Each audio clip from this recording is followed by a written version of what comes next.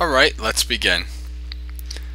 Namo tassa bhagavato arahato samma sambuddhassa. Namo tassa bhagavato arahato samma sambuddhassa.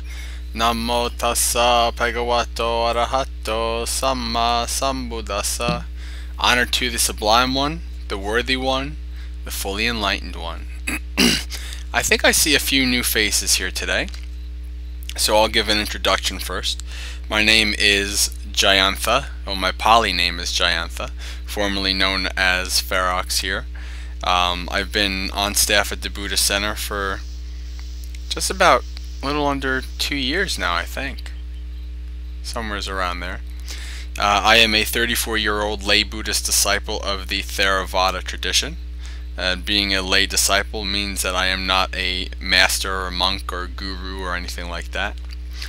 I do a couple different things here, including this Dhamma talk, and we do a Basics of Buddhism class every Sunday morning, Sunday at 9 SLT, and do a metta meditation on Thursdays, which will be in 2 days.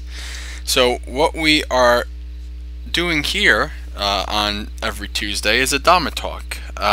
If you've been to monasteries or meditation halls or temples, you probably know how that usually works. The monk usually talks for a certain amount of time, and then it's tradition to hold questions until after the monk is done talking. And then after the talk, there's usually a question and answer period. Since I'm not a monk, at least not yet anyway, and since I like to do things a little different, I like to have a bit more of a discussion per se.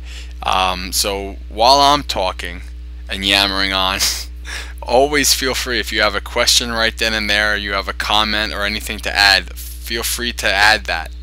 You're not going to be interrupting me in any way or anything like that. It's not disrespectful. So please feel free at any time to make a comment or to ask a question. I might not see the question right away if I'm on a roll and I keep yammering on, but I'll definitely try to get back to the question when I can. So I wanted to talk today about Nibanna, or some of you might know it better as Nirvana. Welcome, Charlemagne. Good to see you. I didn't necessarily want to talk about what Nibbana or Nirvana is so much as our mindset towards it. What role Nibbana, Nirvana has in our practice. What role it should have, and what role sometimes it takes that is really not needed. And I guess I figured I'd start out with just a few things from directly from the suttas regarding what Nibbana is. Like I said, I didn't want to, when we have a Basics of Buddhism class, we do like half a class. We do a half hour, 45 minutes on Nibbana. So this is not a class about Nibbana per se, but it's always good to start from the suttas, which is what I like to do. So on Access to Insight, and actually I'll post the link for those of you so inclined.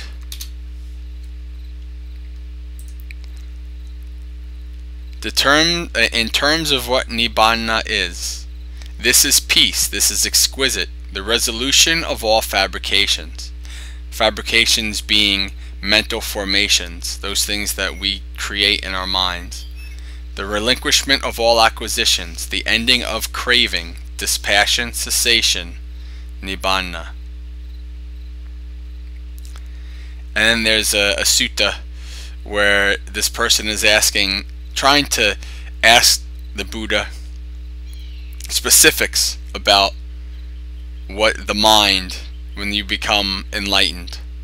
It says, do you not appear? Do you reappear? And the Buddha says this doesn't apply.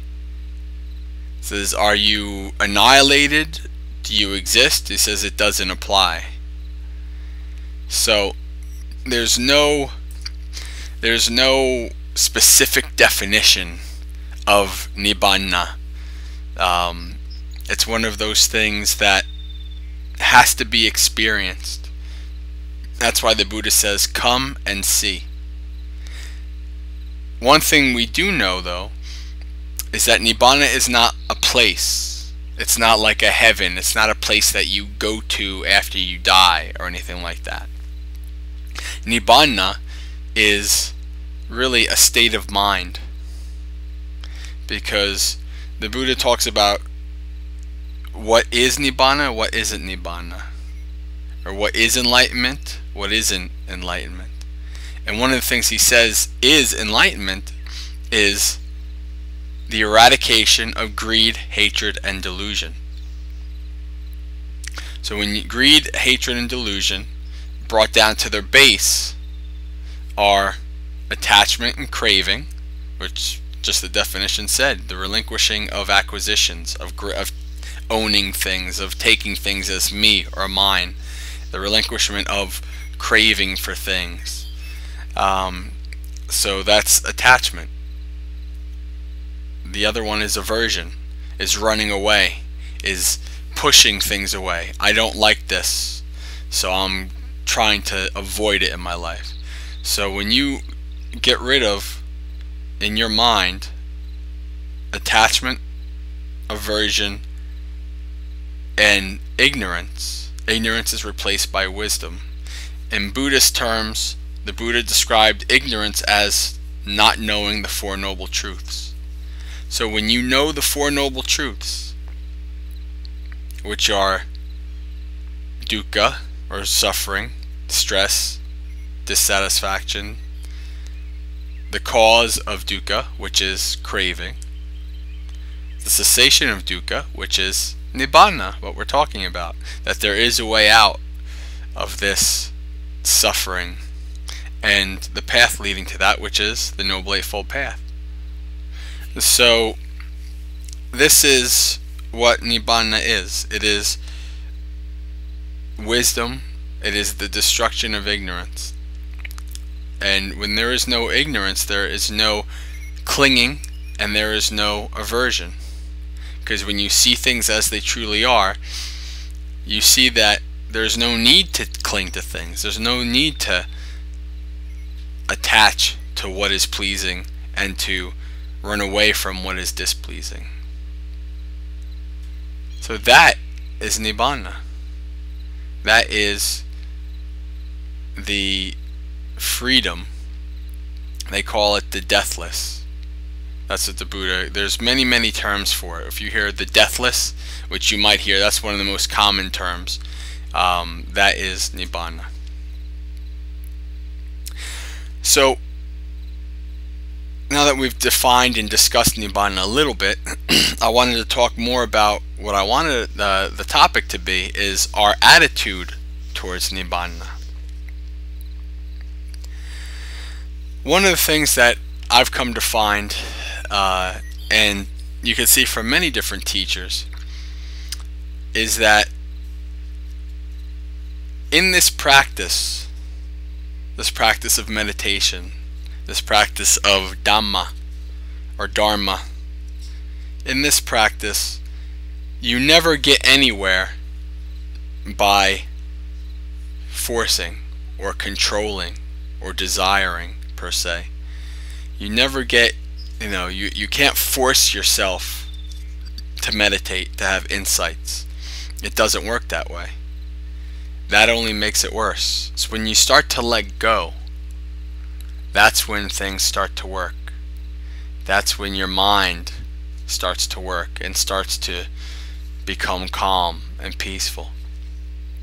And that's when we let go of all these desires and cravings and attachments, that's when peace comes, that's when wisdom comes. So from that, we should know that that is what our attitude should be about Nibbana as well. Ajahn Chah, who is, I don't know if you're familiar with Ajahn Brahm. He's a fairly famous Western monk, at least in the Theravada tradition. His teacher was Ajahn Chah, and he was asked in an interview about Nirvana, Nibbana, and basically the gist of what he said was, you can't strive for Nibbana. If you strive for it, you'll never get it. So the interviewer says, so you have to strive without striving? And Ajahn Chah said, yeah, pretty much. Yes, you have to strive without striving. And that's something that sounds really like, okay, well then how the heck do we do that? When we think about Nibbana, right, we think, look, I vow from now on, I'm going to go right for enlightenment. That's what I'm going to go for. What are we saying when we say that? We're thinking about the future, right? We're not in the present moment. And we're thinking about what we or I am going to do. Or we're trying to, what the Buddha says is that there is no we, there's no I to achieve Nibbana.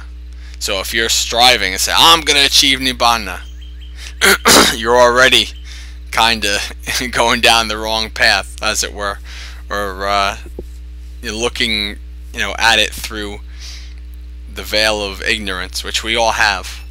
The only people who have totally destroyed ignorance are the arhants, the enlightened ones.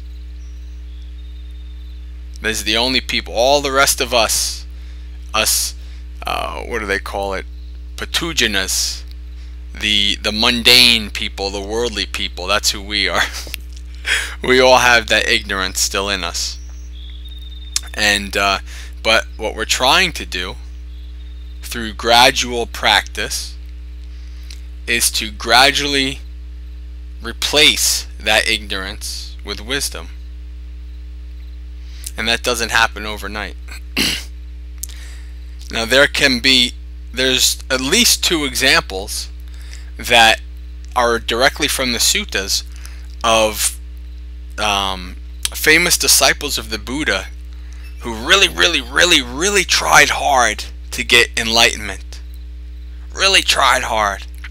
There is one, Venerable Sona, S-O-N-A, and he was very devoted disciple who wanted to be enlightened, and he strove really hard, and he really pushed himself, and he's was trying to be enlightened. But then one day he said, maybe my family was pretty rich, well off. Maybe I should quit this holy life and go back to the worldly life and just enjoy life. And of course, in the stories, the Buddha heard this from miles away and magically appeared in front of Sona, whatever. And the Buddha said, "Did you not just say this?" And Sona said, "Yeah, I did say that." And he says, "What were you in lay life?" And Sona said he was a musician, like a bard. And the Buddha said, when you were tuning your, I don't know what they called it, but it's basically a lute, a guitar, pretty much. When you were tuning your instrument, would your note play, or how would your strings play if the string was too lax? If it was too lax. And Sona said it wouldn't play. It would be very dull. It would not play right. And it says, well, what would happen if your string was too taut, was too tight? And Venerable Sona said it would not play right, and it might break. And then Buddha said, what would happen if your string was just in tune perfectly? And Venerable Sona says, then it would play perfectly, the right tune.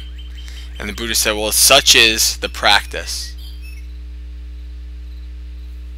Meaning that you can push yourself too much, you can strive too much, you can grasp for wanting to get this goal too much, and you can lose sight of the moment, the present moment of what you're trying to do. And so Venerable Sona understood what the Buddha was talking about, and then, you know, the story says he became enlightened. The other story is Venerable Ananda. Venerable Ananda is probably the most famous, you know, monk. If you know the suttas at all, if you read the suttas or know the history, he was the attendant to the Buddha, and he was the one who heard all of the discourses. And after the Buddha died, there was, you know, the first meeting of all the arahants, all the enlightened ones, to come together and to come together and to put the teachings together into one consolidated teaching, so that, you know, this is what I heard the Buddha say, this is what you heard the Buddha say, let's put it all together. And so Ananda, he wasn't enlightened. You know, he's one of the most famous disciples. He was always with the Buddha. He heard all these teachings, but he wasn't enlightened. He's worried about that. And even before the Buddha died, you know, Ananda was saying, you know, was talking about how he was worried about this, or, you know, and the Buddha said, Ananda, you've striven very well. You know, you're doing good. Just try a little bit more. You're very close. So, you know, Ananda wanted to come to this meeting of all the arahants, the enlightened ones, as an arahant. So he was trying really hard, and he couldn't do it. He couldn't become an enlightened one. And so he gave up. He says, oh, I'm tired, I'm going to bed. And as he's putting his body down and his head on the pillow, boom, he becomes enlightened. So all the striving and all that stuff, all that, you know, fighting to try to become enlightened, and just right when he's not even thinking, when he's in the present moment, when he's tired and he's about to go to bed, and boom, now he's in an arahant, and he gets to go to the, you know, to the meeting and discuss the Dhamma, discuss the teachings of the Buddha.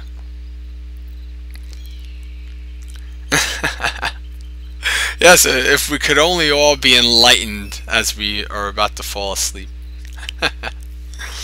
Well, the Buddha taught that, you know, that is not something that, enlightenment doesn't happen overnight, boom, and you're enlightened. It's something that happens over long periods of practice, and many lifetimes of practice, really. But so, the reason why I say these things is that there's so much in Buddhism that we can get hung up on. We can get hung up on worrying about karma. We can get hung up on, oh, am I going to have a good rebirth, a bad rebirth? Am I going to come back as a human so I continue to practice, or am I going to have to live in a heaven realm for a bunch of, you know, for an aeon? You know, you can get hung up on all of these things, but they're all extraneous to the practice. They're all really not that important to the practice. What I've come to find is that, you know, exactly what I just said is, I've come to find that I don't really care per se about enlightenment. What I see is, through this practice, is that I see that it works. I see that it has benefit here and now.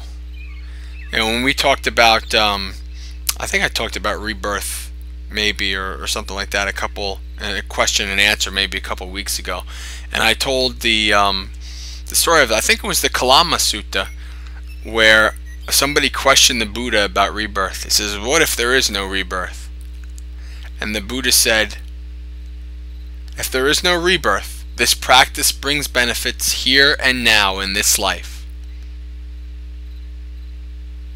If there is rebirth, then you're doubly rewarded. So we cannot know what Nibbana is, until we get there ourselves. We cannot know enlightenment until we reach that point. And we can drive ourselves mad worrying about this stuff.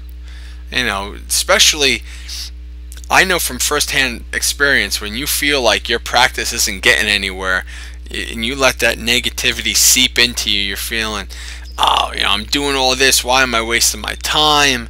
I can't sit down more than 10 minutes, I'm not going to get anywhere, blah, blah, blah.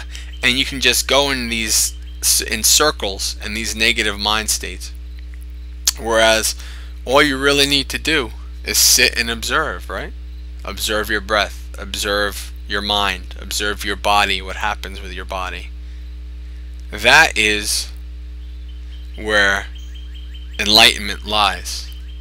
Not in a textbook, not in the suttas, not in some magical place in your mind.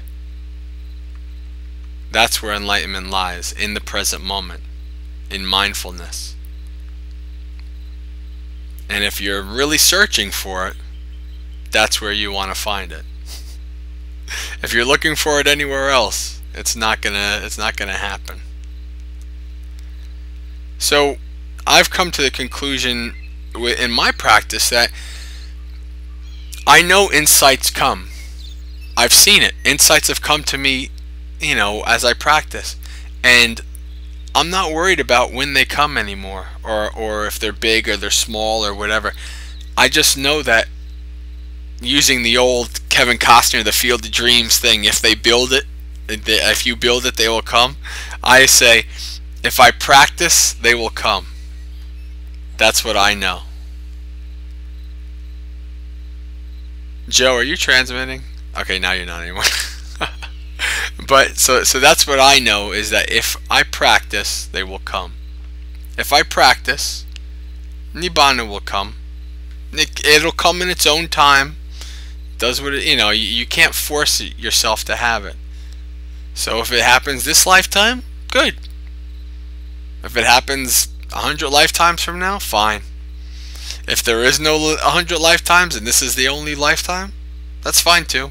I lived a good life. I'm happy with that.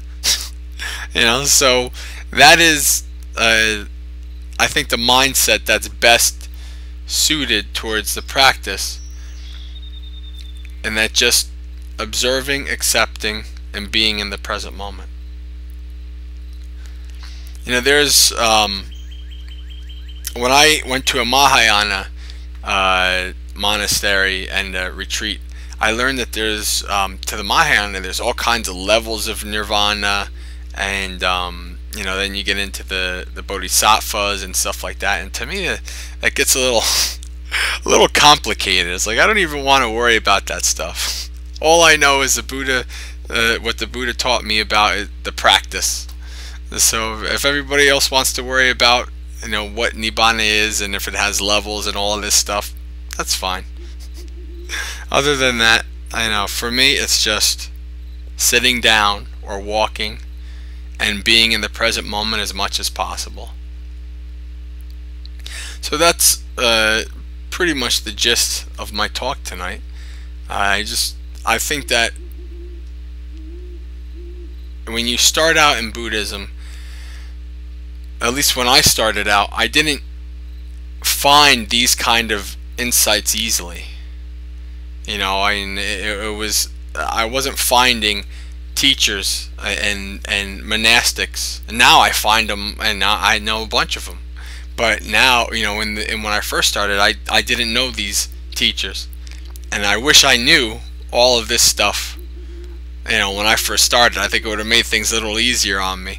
But on the other hand, I think to myself, such is life, right? You have to go through these struggles to find that peace. So any questions or comments at this point? You don't have to agree with me. You don't have to believe in anything I said, which you shouldn't. You should always question and always look into. Even the Buddha said, whatever whatever is said, look into it with your own,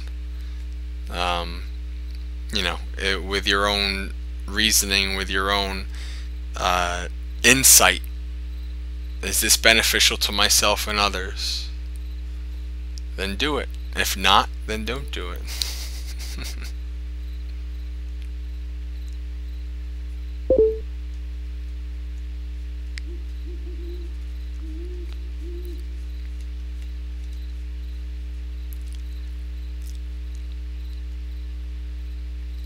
Well, yeah, there's the Mahayana, they talk about the Buddha nature, that we're enlightened already. The Buddha, in the old suttas talked about that we all have the what's the word? I'm trying to think. Potential. We all have the potential. So whether we have it first and it's all muddied up, or we have the potential to have it, either way, we know that we can be enlightened. I had an insight in terms of the I had heard once a lighthouse used for because the Buddha taught about the mind being luminous. The mind is the clear mind. The true mind is luminous. And I had this thought of a lighthouse, because the Bhante Ji was talking about the mind is luminous like a lighthouse, and I had this thought adding on to that.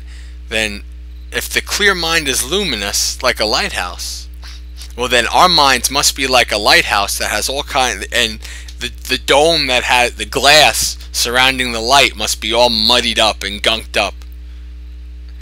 So that's like and there's like every little pieces, there might be a little hole where some light gets out, but our mind is like this gunked up lighthouse, right?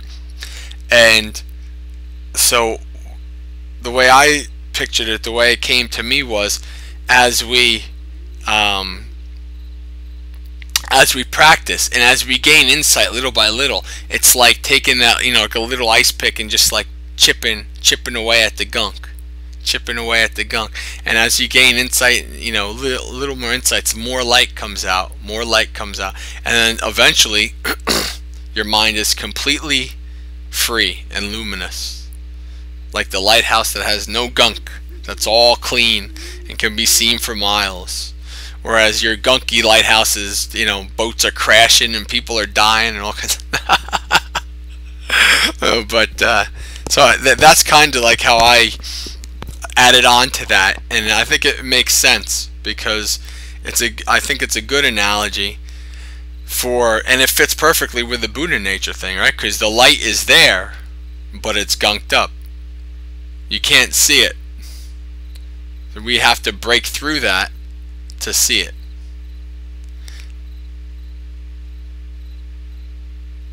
And that's really what that is practice, is potential.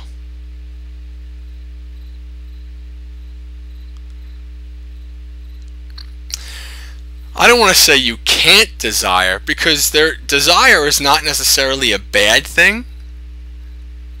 In my readings and Dhamma talks, I've heard different people like Bhante Ji or Ajahn Brahm. There is such thing as good desire as well. A desire to listen to Dhamma, a desire to practice. So there is such thing as good desire, but the problem is that we have to know what is beneficial desire and what isn't. I don't think anybody would say, somebody who says, yeah, I'd like to be enlightened, I don't think that anybody would say, oh my God, that's a horrible thing. Why would you even say that? Shh, don't, never tell a monk that. It's not like that. But it's how our mind gets attached to that concept or craves for that concept that can I think lead you astray. Whereas, you know, really what you're trying to do is to keep your eyes on the prize. You keep your eyes in that, you know, keep your mind in that present moment as much as possible, and it'll come without really you.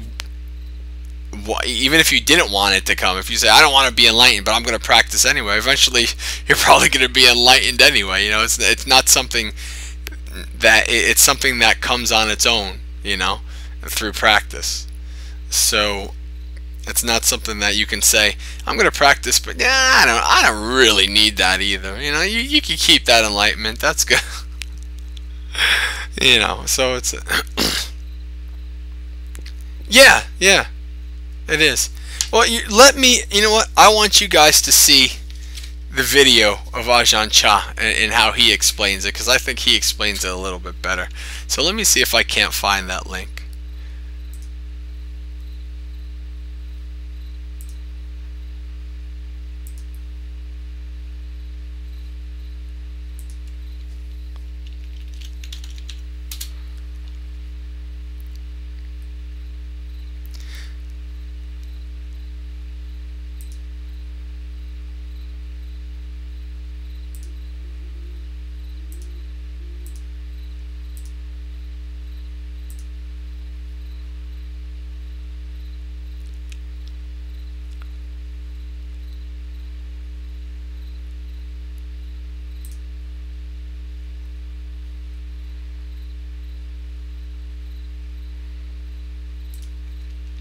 Ajahn Chah was, even though he's been dead for a long time, just the stories and the insight that I've heard from him and the books that we've actually on Sunday nights I do a Dhamma reading, and we've actually read one of his books called Being Dhamma. He's an amazing teacher. Many you know, well, this is another thing. This is another good part of the talk, right? Because you'll hear, oh, my teacher's enlightened. My teacher's enlightened. He's amazing. Because they say Ajahn Chah, oh, he's enlightened. They'll say, I'm gonna botch the poor guy's name, Thich Nhat Hanh, the Zen master, Mahayana master. They say, oh, he's an enlightened being.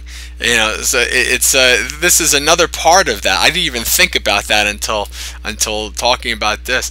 But that's another part of it, because we want to our teachers, right? This is a part of the egotistical part of ourselves. My teacher is enlightened, so he's the best teacher, and I'm gonna be enlightened because he gives the best stuff. You know, he gives the best.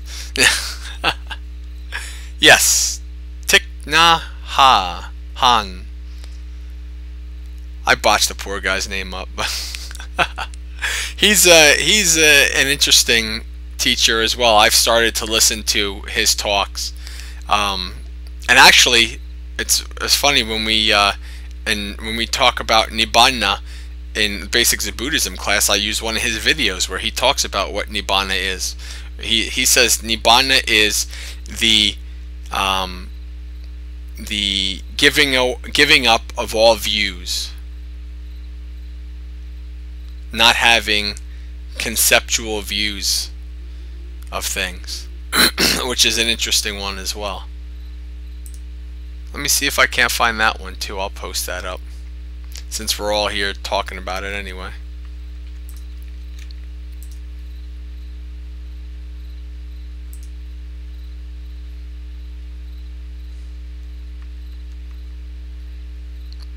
But you have to be careful of that, and anybody who claims that they're enlightened, you're pretty much 100% guaranteed to know that they're not enlightened. I've never seen this, but you know, I've been told by some of the like Sri Lankan monks and stuff, like there will be people who will be like in Asia, they'll say like, they'll almost be like like the self-help people in America, right? They'll be like, I'm enlightened, I'm an arahant, come join me, just $19.99 and I'll teach you the way. I've yet to see that. I think it would be so interesting to But if somebody claims they're an arhat, you're pretty much guaranteed to know that they're not. So.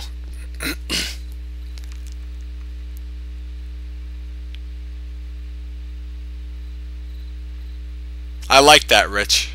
I like that a lot. Oh, I'm sorry. Enlightenment's for 1995. That's even cheaper. Wow.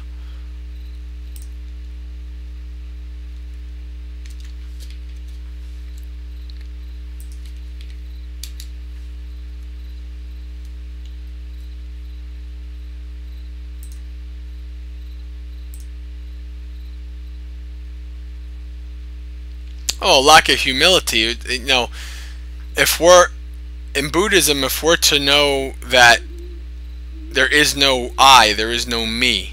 This body is not me. It's not myself. It's not mine. If Nibbana is the part of that is the destruction of these concepts, then somebody saying I'm enlightened, I'm an arhat, you know, I'll teach you or whatever. That's kind of, it's something to be questioned.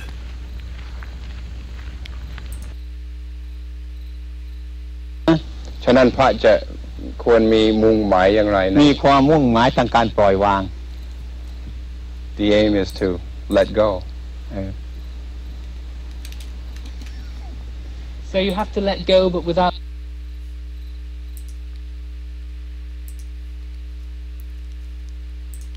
Okay, I found the Ajahn Chah part. I highly suggest listening to the whole thing, but if you want to hear the part about where he talks about letting go without craving for it or without striving for it, it's about 445, somewhere's around there. That's the link.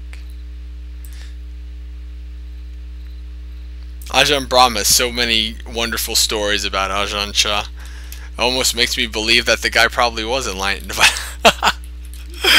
There's no way to ever know. And anytime he was questioned about it, he never gave a direct answer, which is good, right? What was that Tao statement? Those who know don't talk, and those who talk don't know.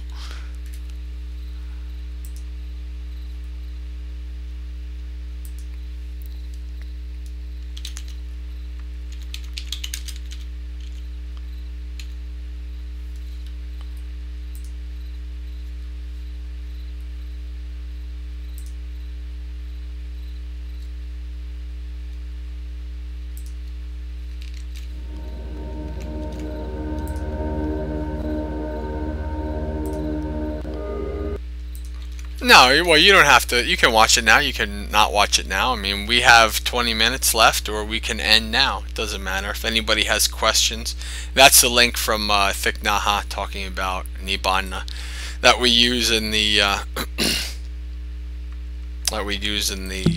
Basics of Buddhism class.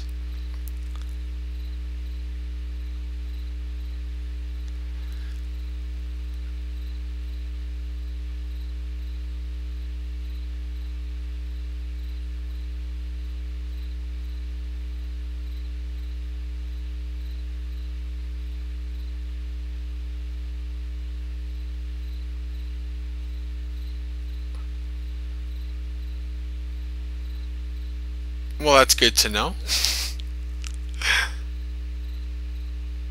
Uh-oh. You come to everything, you come to every talk, and all you hear me say over and over and over again is practice, practice, practice. But you're slacking. Oh, you're so bad. You know what we have in Buddhism? We have confession. And we have feeling guilty. Actually, everybody, we don't. That's what, there is no. Ajahn Brahm says there is no guilt in Buddhism, and that's 100% true. There is no guilt in Buddhism. Even the 5 precepts, or the 8 precepts, or the 10 precepts. These are all rules that are training rules. They're not like the commandments. If you steal or if you break or you do something bad, oh, you're going to hell. Well, we're trying to be better human beings, right? The Buddha was a super mundane being, as opposed to us. We are mundane beings, the Patujanas. And it wasn't that the Buddha was born a super mundane being. It was that he practiced, and he became one through his practice. We all can be super mundane beings. That's Nirvana. So, but just watch out your mindset in trying to go for Nibbana. That's all. And watch out worrying about whether your teacher is enlightened or not. That the litmus test, if you don't know what a litmus test is, like if you took science in high school, they have those little pieces of paper that go a different color depend on, you know, whether yes or true or false, whatever. I don't even remember. It's been so long. I'm old now, but but they call it the litmus test to test if it works or not. The litmus test is always acid or base. Blast from the past. Thank you, KJ. Oh my God, that's what it is. Yeah. Ay. I took chemistry in high school, and I wish I took physics now because I love astrophysics. But anyway, that's aside. Now I forgot where I was going. Oh yeah. That's right. The litmus test. The litmus test is always: is this action? Is this teaching? Is this thing? Is this beneficial to myself and others? If you have a teacher and you put into practice what that teacher teaches you, and it's not beneficial, then don't do it. Anybody ever heard of Angulimala? Angulimala. It means finger necklace. Angulimala is the most famous serial killer in Buddhist history, in the Buddhist suttas. Angulimala was a peaceful disciple who was, you know, had a teacher. And back then in the Buddhist time, everybody, you know, there was a lot of teachers, different traditions, teaching a lot of different things. And the Angulimala was a very good student, very peaceful, loving person. And Dhamma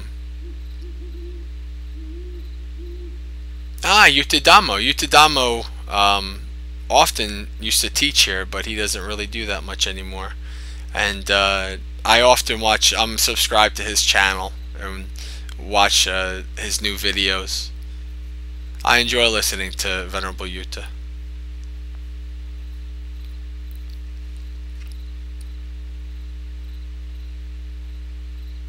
Especially because he's a young. I'm gonna continue with that story. I'm sorry, but so basically, what happens is the other students get jealous of Angulimala. I forgot what his name is. Angulimala is the name he was nicknamed after he started killing everybody.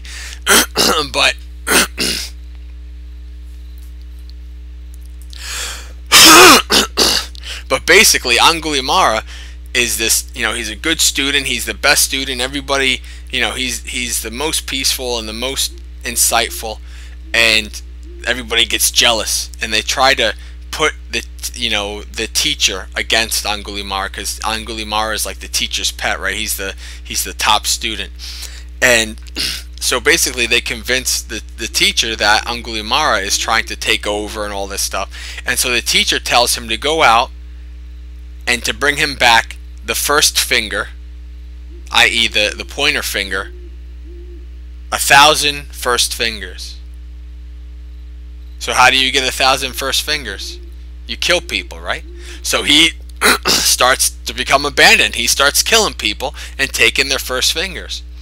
So he develops this, you know, this fame. He's infamous. You know, people don't go in the area because they know Angulimala, that he's going to kill him. And so he was up to 990. He was a very dedicated student. Even his teacher told him to do this this thing that was very unbeneficial to himself and to others, right? But he went and did it. So he was going to have this he's going to have this 1,000th finger, right? And he said, even if it's my mother who comes down this path, I'm going to kill her and take her finger. So, well, the story goes, the different things to the story. One story says that the mother was coming, and the Buddha saw this, and the Buddha came, and he was going to be the 1,000th person. And then the other story just says that the Buddha was walking down, and you know, people said, "Oh, Angulimala is this way. You know, don't go that way." So basically, the Buddha went and confronted Angulimala, and you know, gave him metta and talked to him, and basically he became a disciple, and he became enlightened. So this is the person who is a serial killer. I mean, you know, basically a mass murderer who becomes one of the disciples of the Buddha and becomes enlightened. But that's you know, an example of how I was saying the litmus test. If your teacher, what they teach you, if you see that it doesn't bring benefit to yourself and others, question that. Just don't say, "This is my teacher, I should do whatever they say." Yeah. The story of Angulimala is a very interesting story. The 1,000-finger necklace. There's a lot of these interesting stories in the suttas. No, I believe he got rid of it. I don't think it says. I don't think it says what happened to the necklace. But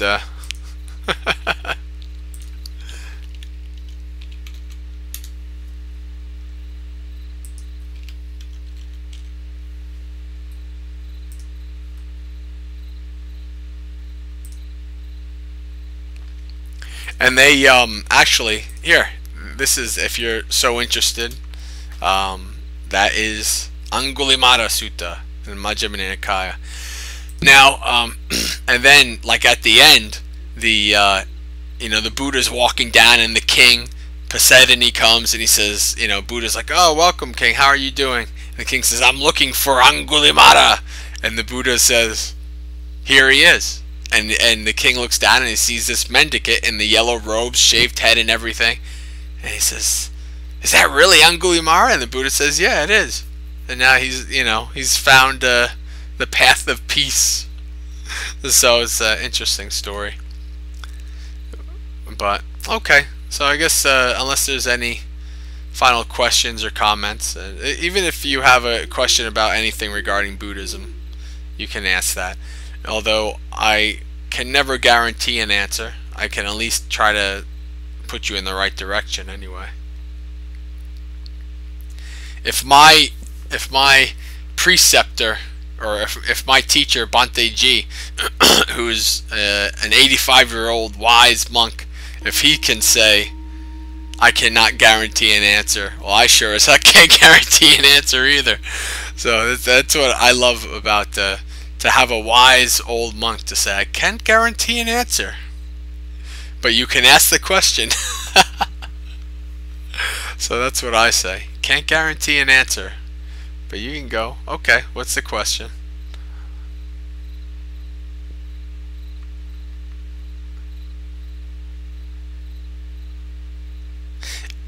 And by the way, feel free to, if anybody needs to go, feel free to leave. You don't have to, you know, you can feel free to leave at any time, really. At the Buddha Center, we don't lock you down to your don't lock you down to your cushion. If you have to go, you go. If you come, you come. This is the way it is. And that's the way it is at pretty much any place that I've ever been in real life too. Monastery or anything. So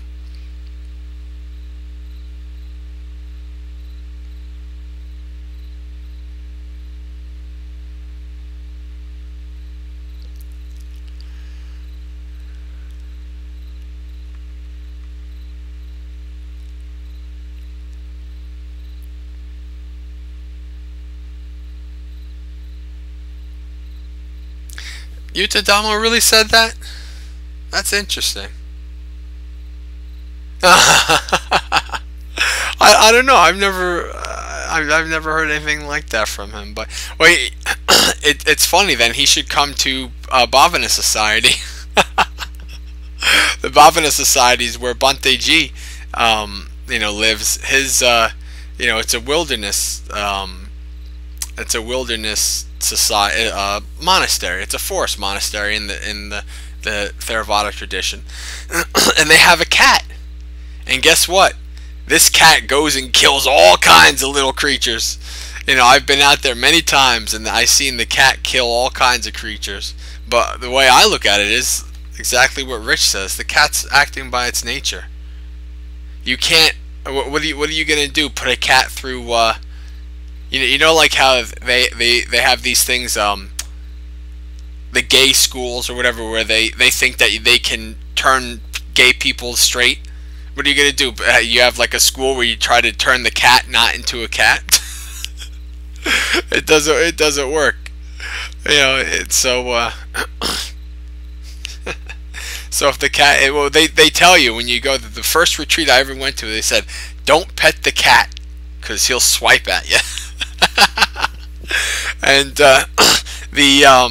I was out in one of the areas in the woods meditating, and I was like on a little bench, and lo and behold, here comes the cat, right? And the cat comes up, meow, and sits right next to me on the bench. And I don't do it. I mean, I ain't gonna go pet the cat or nothing, but I go just to move my hand, and it like swipes at me and then goes away. And I thought I just laughed at myself, like what the cat did. The cat wanted to come to me. I don't know. Maybe he thought I was being peaceful or whatever. And as soon as I make a move, it gets jumpy and swipes at me. I guess so. I don't know. I mean, I thought about this too. Interestingly enough, it came up because I was thinking to myself the other day, you know what? I'm not really a pet person, but I always wanted to have a snake. And, I think having a snake would be something that's really good to go against for metta, right? When we don't like certain animals. But then I thought to myself, oh, but you know what? I'd have to give the snake mice, wouldn't I? And I'm not a big fan of that. I mean, like, the snake is going to eat, right? But the difference is I'm giving this living animal to its death. And I'm thinking, like, yeah, that's probably kind of iffy with the precept, so I'm not going to do that.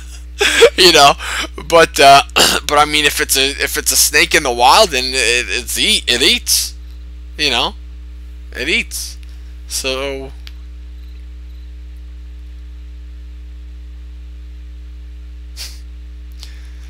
I mean, I don't know what to say to that. It's again, I think it's what I always say is go with your gut.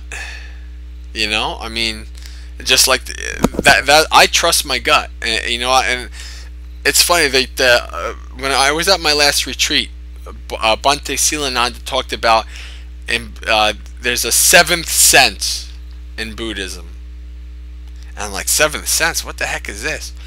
And the six senses are eyes, ears, nose, tongue, body, and mind, right? And all of these six senses are impermanent. They're connected to the five aggregates. Well, the seventh sense is like insight, is like wisdom. So I kind of view like following my gut as following my own innate inner wisdom, my seventh sense. So I trust that. I mean, I trust that implicitly. If I have a feeling, just like with the snake, I said, you know what? Yeah, I'm probably not best to personally feed the snake. I don't want to, because But I think even if you have a teacher who you trust and who you feel you've gained benefit from, and I feel I have gained benefit from what Venerable Yuta Dhamma says. There's a few things that I've disagreed per se, or I've thought, well, I don't know if I necessarily 100% agree with that. But for the most part, in those parts, I just basically, okay, well, he said that, or this person said that, that's fine. But what they say here is very beneficial. It makes perfect sense to me, and I agree with it. I can follow that. You don't have to. A teacher, right? Unless they're enlightened. Maybe this is why people always want to say, "Oh, their teacher's enlightened." A teacher is an imperfect being. A teacher is a mortal, a mundane person just like you. They might be a little bit further along the path. They might be a lot further along down the path, and they might be able to give you insight. But they're just a human being, and they have the same greed, hatred, and delusion as all of us. So that's why, when you talk about completely and utterly following everything your teacher says, you're talking about Angulimala, right? You're talking about cult leaders. Cults. Like, what's his name? Marilyn Manson, right? He never killed anybody in his life, but the people that followed, did whatever he wanted them to do. So this is. Oh, it's Marilyn. I'm sorry, poor Marilyn. Sorry, Marilyn. Making poor Marilyn into a mass murderer. Yeah, Charlie Manson. That's right. Sorry. Oh, he did. I thought that he didn't, but I guess so. So you have to be careful with that. Just because and the best thing to do, what I highly suggest, is to have multiple teachers. I don't know, those of you who have my YouTube channel, and you see my playlists, I have playlists from probably about 11 monastics, somewhere around there. I actually started a playlist from for a Bhikkhuni Hapastana. I don't remember. She's one of the Bhikkhunis in Australia with Bhante. With Ajahn Brahm. So it's good I think it's good to have teachers, many different teachers, and to see things from a lot of different views, and not even just I'm Theravadan, so I listen to Theravadan people either. Listen to Thich Nhat Hanh, if I botch the poor guy's name again. Listen to the different people. There's a lot of there's some things, like in the Mahayana, there's some things that I have an aversion to, and I kind of don't listen. Like if they start talking about different things, and they start, like I'm reading this book now, the Buddha walks into a bar, right? And there's a lot of things I agree with the guy, and then he starts talking about how the Theravada is the Hinayana, and it's the lesser vehicle, and they're all selfish, and this. I'm like, whoa, like I'm feeling really negative about this, So there's always there's not one person who is gonna say, there's not one teacher that's gonna say something 100% of the time that you're gonna agree with. It just doesn't work that way. Some people, like myself, I feel comfortable. I feel that Theravada in general fits me the most. But that also doesn't keep me from reading like this book, or from listening to Thich Nhat Hanh, or from different teachers. I always use the example of when I went to the Mahayana monastery and did the 3-day retreat. This is the first time I really learned a lot about bodhisattvas, and I learned about my favorite bodhisattva, who's my buddy. I love this guy. He's called the non-disparaging bodhisattva.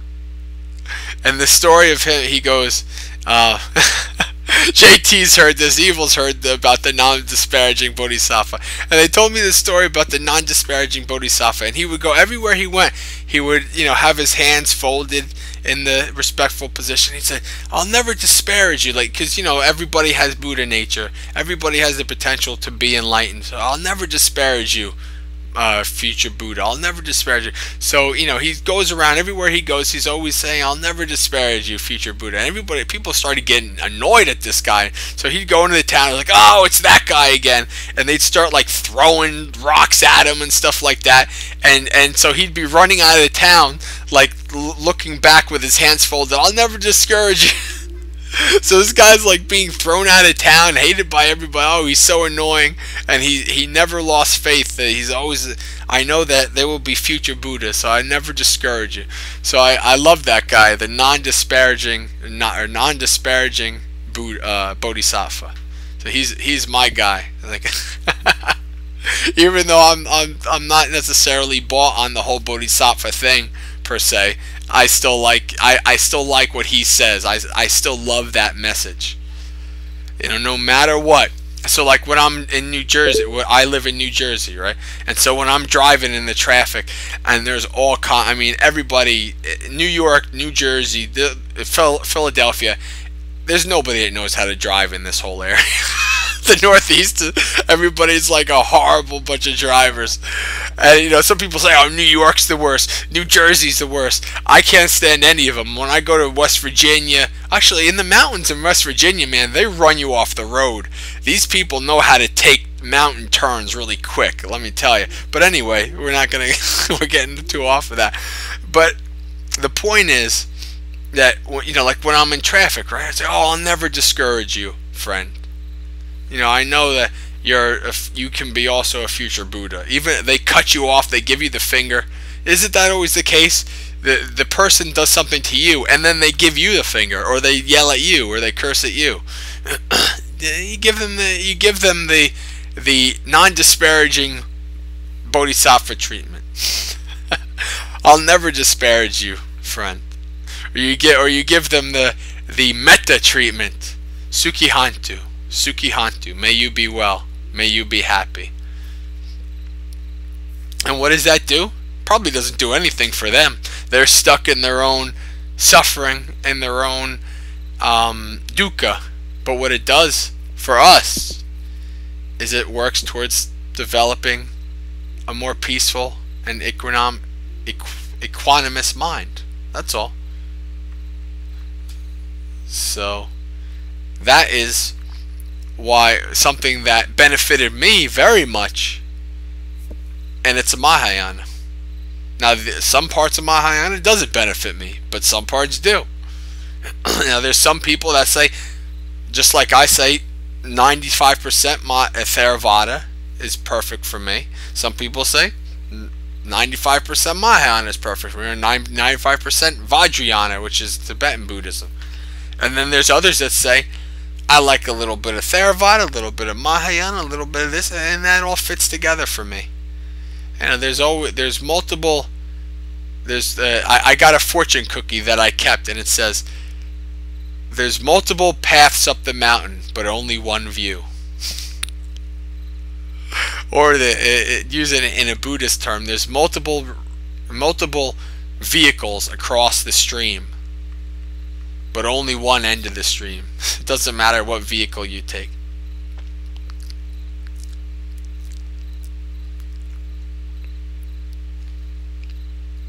Actually, Theravada doesn't use Theravada doesn't use any mantras.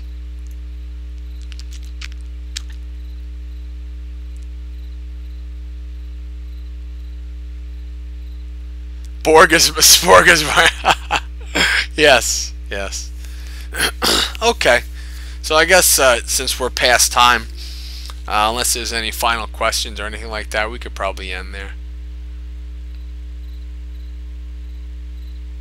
Once again, thank you all for coming and participating. I always love when everybody can make comments and to discuss, because that's really what it's all about. I like